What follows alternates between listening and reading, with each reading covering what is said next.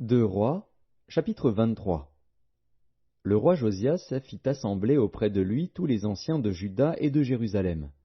Puis il monta à la maison de l'Éternel avec tous les hommes de Juda et tous les habitants de Jérusalem, les sacrificateurs, les prophètes et tout le peuple, depuis le plus petit jusqu'au plus grand. Il lut devant eux toutes les paroles du livre de l'Alliance qu'on avait trouvé dans la maison de l'Éternel. Le roi se tenait sur l'estrade, et il traita alliance devant l'Éternel, s'engageant à suivre l'Éternel et à observer ses ordonnances, ses préceptes et ses lois, de tout son cœur et de toute son âme, afin de mettre en pratique les paroles de cette alliance écrites dans ce livre. Et tout le peuple entra dans l'alliance. Le roi ordonna à Hilkija, le souverain sacrificateur, aux sacrificateurs du second ordre, et à ceux qui gardaient le seuil, de sortir du temple de l'Éternel tous les ustensiles qui avaient été faits pour Baal, pour Astarté et pour toute l'armée des cieux. Et il les brûla hors de Jérusalem, dans les champs du Cédron, et en fit porter la poussière à Béthel. Il chassa les prêtres des idoles, établis par les rois de Juda pour brûler des parfums sur les hauts lieux dans les villes de Juda et aux environs de Jérusalem, et ceux qui offraient des parfums à Baal, au soleil, à la lune, au zodiaque, et à toute l'armée des cieux.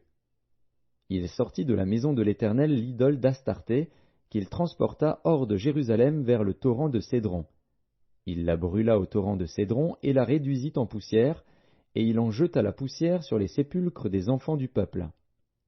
Il abattit les maisons des prostituées qui étaient dans la maison de l'Éternel, et où les femmes tissaient des tentes pour Astarté. Il fit venir tous les prêtres des villes de Juda.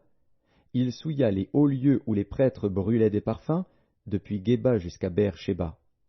Et il renversa les hauts lieux des portes, celui qui était à l'entrée de la porte de Josué, chef de la ville, et celui qui était à gauche de la porte de la ville. Toutefois les prêtres des hauts lieux ne montaient pas à l'autel de l'Éternel à Jérusalem, mais ils mangeaient des pains sans levain au milieu de leurs frères. Le roi souilla Tophet dans la vallée des fils de Hinnom, afin que personne ne fît plus passer son fils ou sa fille par le feu en l'honneur de Moloch. Il fit disparaître de l'entrée de la maison de l'Éternel les chevaux que les rois de Juda avaient consacrés au soleil, près de la chambre de l'eunuque Nétan-Mélec, qui demeurait dans le faubourg. Et il brûla au feu les chars du soleil. Le roi démolit les autels qui étaient sur le toit de la chambre haute d'Akaz et que les rois de Juda avaient fait, et les autels qu'avait fait Manassé dans les deux parvis de la maison de l'Éternel. Après les avoir brisés et enlevés de là, il en jeta la poussière dans le torrent de Cédron. Le roi souilla les hauts lieux qui étaient en face de Jérusalem, sur la droite de la montagne de Perdition, et que Salomon, roi d'Israël, avait bâti à Astarté, l'abomination des Sidoniens, à Kémosh, l'abomination de Moab, et à Milcom, l'abomination des fils d'Ammon. Il brisa les statues et abattit les idoles, et il remplit d'ossements d'hommes la place qu'elles occupaient. Il renversa aussi l'autel qui était à Béthel, et le haut lieu qu'avait fait Jéroboam, fils de Nebat, qui avait fait pécher Israël. Il brûla le haut lieu et le réduisit en poussière, et il brûla l'idole. Josias, s'étant tourné et ayant vu les sépulcres qui étaient là dans la montagne, envoya prendre les ossements des sépulcres, et il les brûla sur l'autel et le souilla, selon la parole de l'Éternel prononcée par l'homme de Dieu qui avait annoncé ces choses. Il dit, « Quel est ce monument que je vois ?»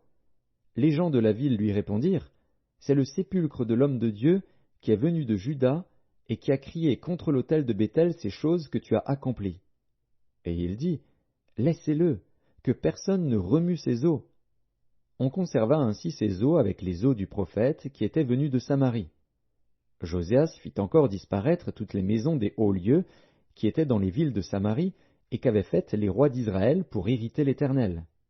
Il fit à leur égard entièrement comme il avait fait à Béthel. Il immola sur les autels tous les prêtres des hauts lieux qui étaient là, et il y brûla des ossements d'hommes. Puis il retourna à Jérusalem. Le roi donna cet ordre à tout le peuple, « Célébrez la Pâque en l'honneur de l'Éternel, votre Dieu, comme il est écrit dans ce livre de l'Alliance. Aucune Pâque pareille à celle-ci n'avait été célébrée depuis le temps où les juges jugeaient Israël et pendant tous les jours des rois d'Israël et des rois de Juda. Ce fut la 18e année du roi Josias qu'on célébra cette Pâque en l'honneur de l'Éternel à Jérusalem. De plus, Josias fit disparaître ceux qui évoquaient les esprits et ceux qui prédisaient l'avenir, et les téraphins, et les idoles, et toutes les abominations qui se voyaient dans le pays de Juda et à Jérusalem, afin de mettre en pratique les paroles de la loi, écrites dans le livre que le sacrificateur Hilkija avait trouvé dans la maison de l'Éternel. Avant Josias, il n'y eut point de roi qui, comme lui, revint à l'Éternel de tout son cœur, de toute son âme et de toute sa force, selon toute la loi de Moïse. Et après lui, il n'en a point paru de semblable. Toutefois l'Éternel ne se désista point de l'ardeur de sa grande colère dont il était enflammé contre Juda, à cause de tout ce qu'avait fait Manassé pour l'irriter. Et l'Éternel dit, « J'ôterai aussi Juda de devant ma face, comme j'ai ôté Israël, et je rejetterai cette ville de Jérusalem que j'avais choisie, et la maison de laquelle j'avais dit, là sera mon nom. » Le reste des actions de Josias, et tout ce qu'il a fait, cela n'est-il pas écrit dans le livre des chroniques des rois de Juda?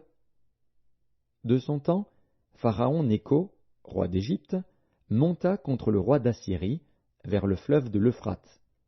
Le roi Josias marcha à sa rencontre, et Pharaon le tua à Megiddo dès qu'il le vit. Ses serviteurs l'emportèrent mort sur un char. Ils l'amenèrent de Megiddo à Jérusalem, et ils l'enterrèrent dans son sépulcre. Et le peuple du pays prit Joachaz, fils de Josias. Ils l'oignirent et le firent roi à la place de son père. Joachaz avait 23 ans lorsqu'il devint roi, et il régna 3 mois à Jérusalem. Sa mère s'appelait Hamutal, fille de Jérémie, de Libna. Il fit ce qui est mal aux yeux de l'Éternel, entièrement comme avaient fait ses pères. Pharaon Nécho l'enchaîna à Ribla, dans le pays de Hamath, pour qu'il ne régnât plus à Jérusalem. Et il mit sur le pays une contribution de 100 talents d'argent et d'1 talent d'or. Et Pharaon Nécho établit roi Éliakim, fils de Josias, à la place de Josias, son père, et il changea son nom en celui de Joachim. Il prit Joachaz, qui alla en Égypte, et y mourut. Joachim donna à Pharaon l'argent et l'or, mais il taxa le pays pour fournir cet argent d'après l'ordre de Pharaon. Il détermina la part de chacun et exigea du peuple du pays l'argent et l'or qu'il devait livrer à Pharaon Nécho. Joachim avait 25 ans lorsqu'il devint roi, et il régna 11 ans à Jérusalem. Sa mère s'appelait Zébuda, fille de Pédaja, de Ruma. Il fit ce qui est mal aux yeux de l'Éternel, entièrement comme avaient fait ses pères.